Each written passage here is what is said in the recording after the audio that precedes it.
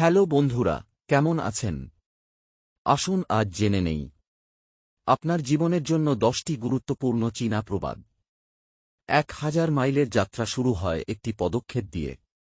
অনেক ছোট কাজের মাধ্যমে বড় লক্ষ্য অর্জিত হয়। বিশ্বকে উন্নত করার জন্য প্রস্তুত হওয়ার আগে প্রথমে আপনার নিজের বাড়ির চারপাশে 3বার তাকান। অন্যদের উন্নতি করার চেষ্টা করার আগে নিজেকে উন্নত করার জন্য কাজ করুন। বয়স এবং সময় মানুষের জন্য অপেক্ষা করে না। আপনি যদি শুরু করার জন্য অপেক্ষা করেন তবে জীবন আপনাকে ছাড়াই চলবে। প্রাচীরের ওপারে সবসময় কান থাকে। আপনি যা বলছেন সে সম্পর্কে সতর্ক থাকুন, অন্যান্য লোকেরা সর্বদা শুনছে। নদীর পাশে দাঁড়িয়ে মাছের আশা করে বসে থেকো না, বাড়ি ফিরে যাও এবং জাল বুনে নিয়ে এসো। ধীরগতিতে বড় হবার কারণে ভয় পেও না, ভয় করো স্থির হয়ে দাঁড়িয়ে থাকাকে। একজন মানুষ স্থির থাকা অবস্থায় সবচেয়ে ক্লান্ত হয়ে পড়ে। কিছু না করার চেয়ে সক্রিয় থাকা ভালো।